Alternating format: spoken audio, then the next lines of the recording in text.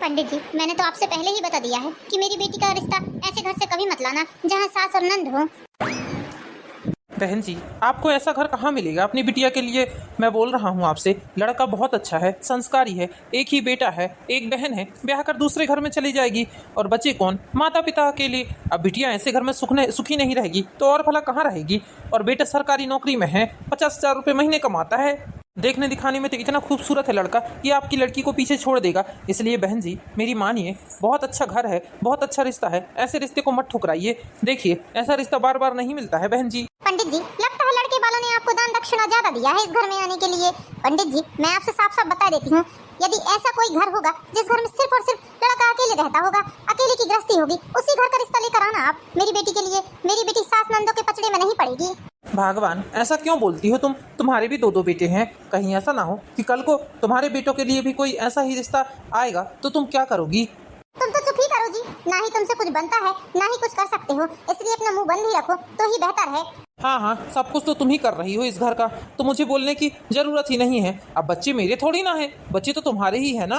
शर्म नहीं आती तुम्हें? अपनी बीवी से इस तरह से बात कर रहे हो पराये इंसान के सामने। अरे पंडित जी क्या सोचेंगे मेरे बारे में कि तुम मेरी इतनी इज्जत करती हो? हाँ, पंडित जी तो तुम्हारे बारे में ये भी सोचेंगे कि तुम मुझसे किस तरह से बात कर रही हो।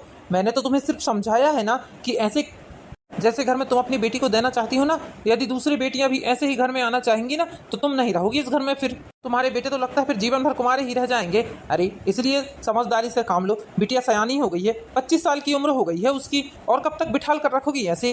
अब तो धीरे धीरे करके बेटे भी बड़े होते जा रहे हैं, शादी लायक उम्र होते जा रही है उनकी। बिटिया को इस तरह बिठाल कर रखोगी तो बेटों का ब्याह कब करोगी? इसलिए अच्छा रिश्ता है, शादी कर दो।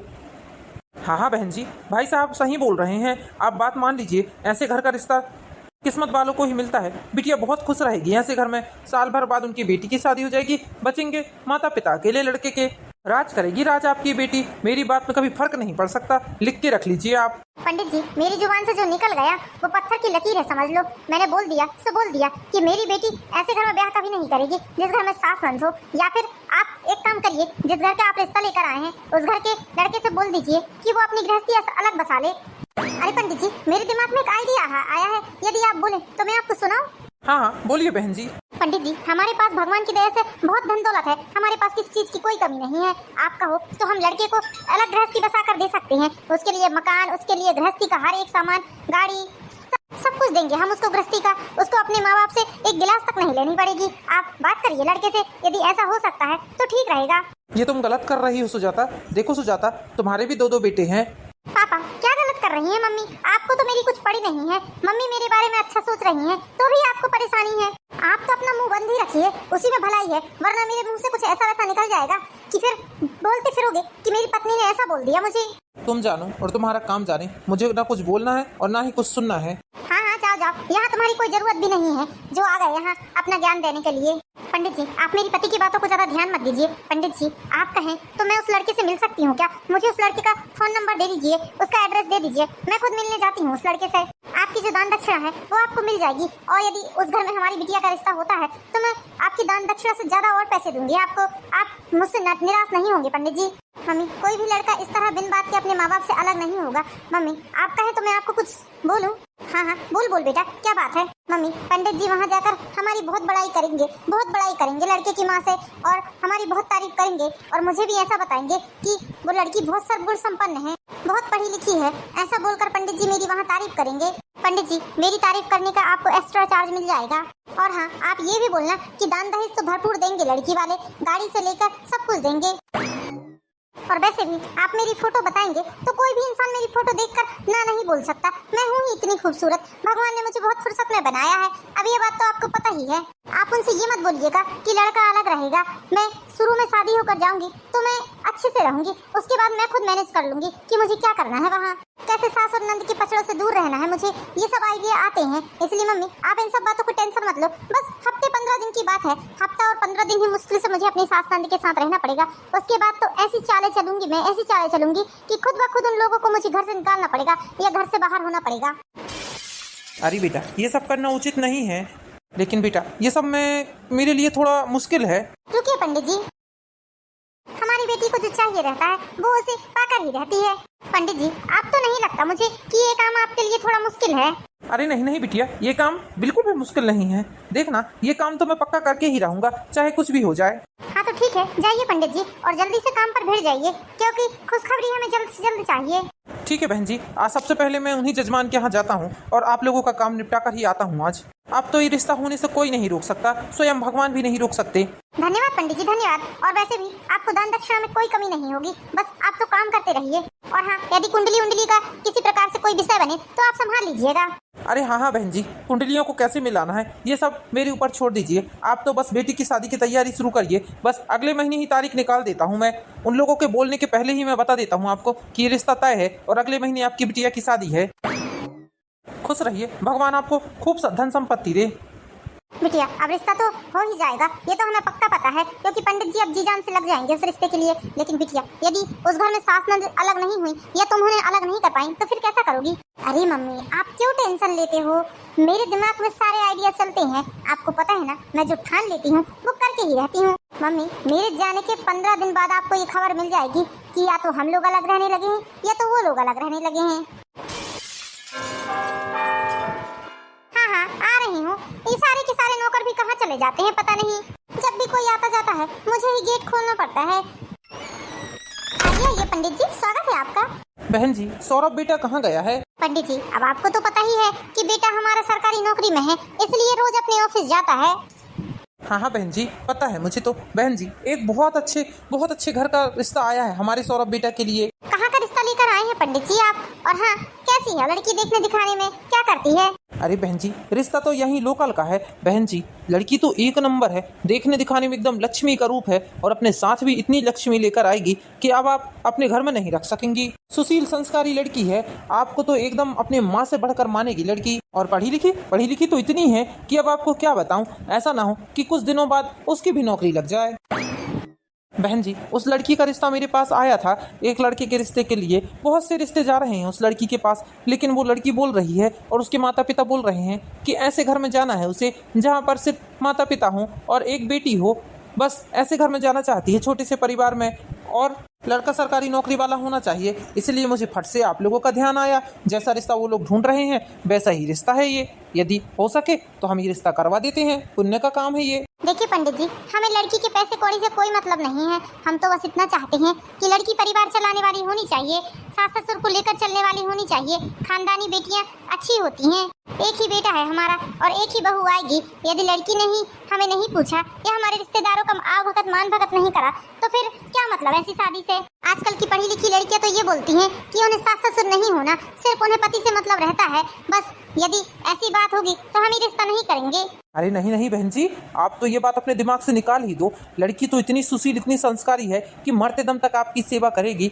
आप खुद सोचोगे कि आपका जीवन सफल हो गया ऐसी लड़की पाकर।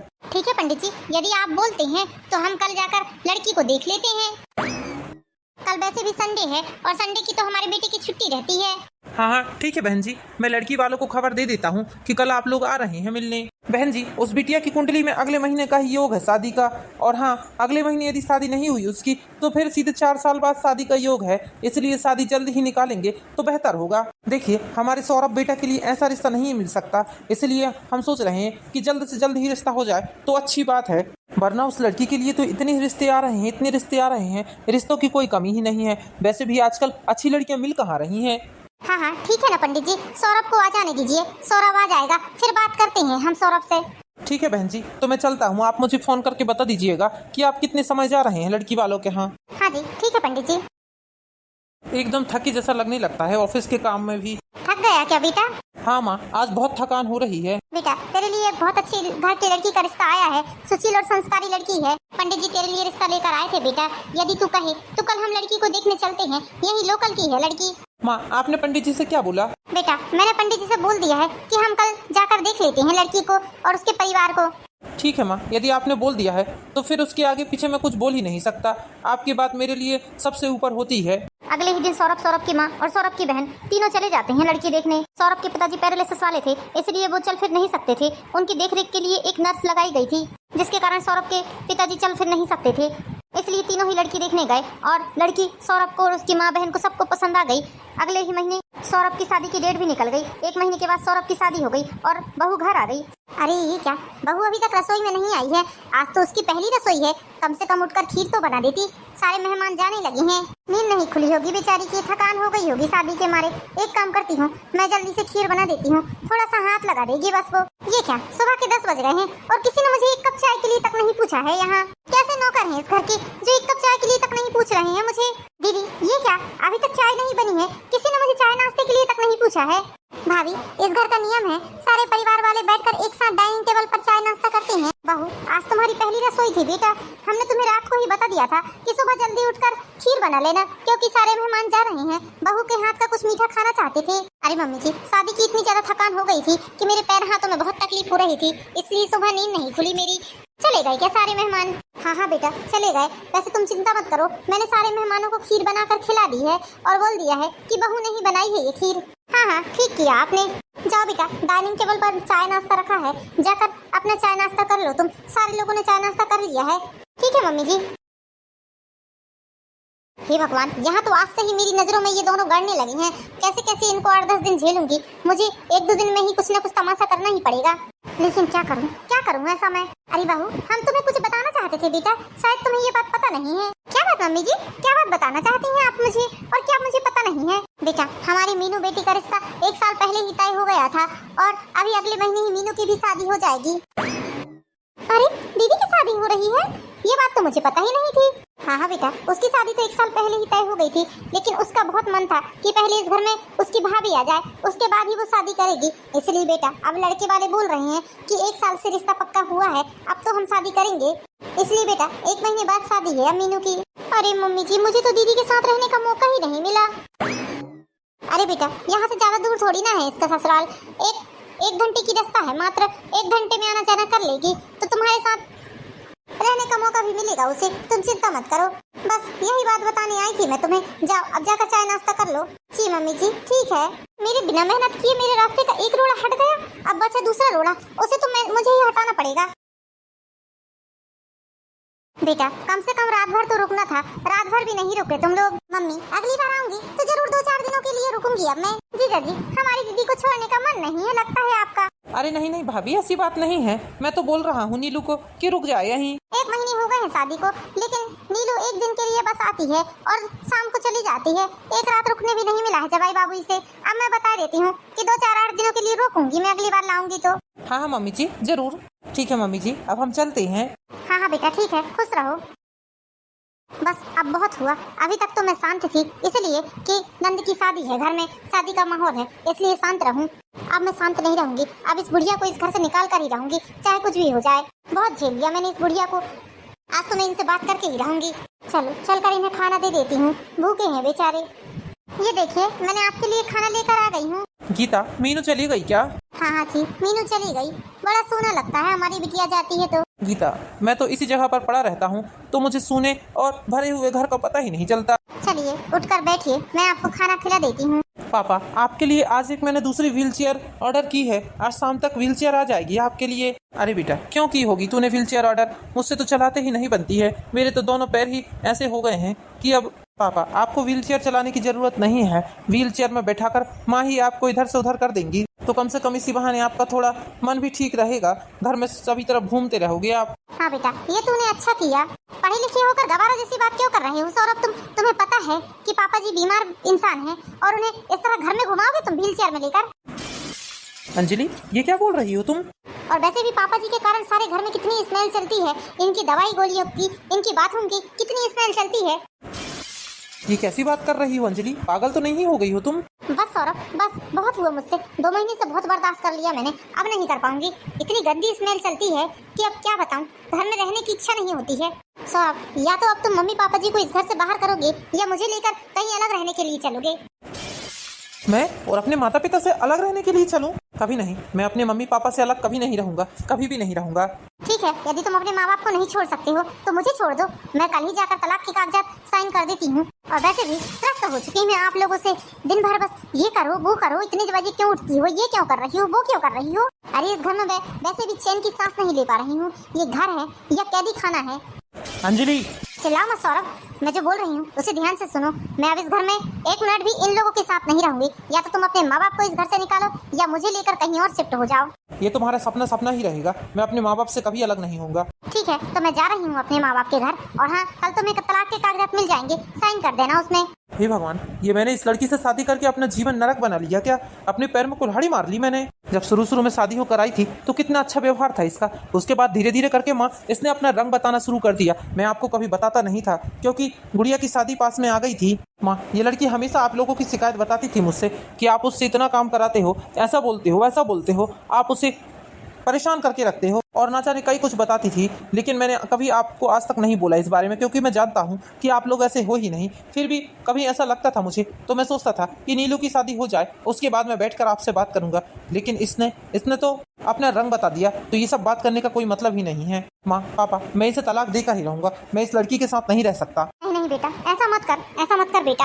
हाँ बेटा, तो हम लोगों के कारण अपना जीवन बर्बाद मत कर बेटा। देख बेटा, बहू धीरे से समझेगी, उसे तू लेकर हमारे नए वाले मकान में शिफ्ट हो जा।